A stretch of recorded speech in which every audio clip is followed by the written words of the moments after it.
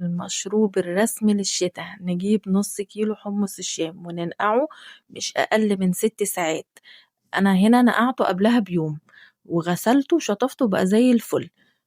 بعد كده بنجيب حلة ونحطها على النار وننزل بيها بالحمص بتاعنا، ونجيب شفشق الخلاط ونروح حاطين طماطمايه، بصلايه، توم،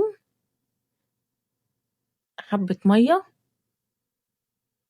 معلقة كمون، ومعلقة ملح، ونضربهم في الخلاط وننزل بيهم بقى على الحمص ومعلقة بابريكا، ونغطي عليهم بقى ونسيبهم مع نفسهم لحد ما يستووا.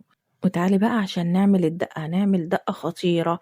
نجيب كوباية فيها ليمون وننزل عليها بكمون وشطة، وبعد كده بناخدها وناخد من حمص الشام كبشتين كده على الخليط دوت، ونقلبهم كده معانا احلى دقة هنحطها على الحمص الشام. بعد كده هنروح جايبين بقى الكوبايه بتاعتنا بتاعت الحمص بعد ما الحمص استوى، وطبعا انت بتشوفي السوا زي ما انت عايزه، تلاقيه استوى حسب ما ذوقك بيبقى خلاص. هنا بقى نروح واخدين من الدقه حاطين على الحمص، ويا سلام ما اقولكيش، ومعاكي احلى كوبايه تدفيكي.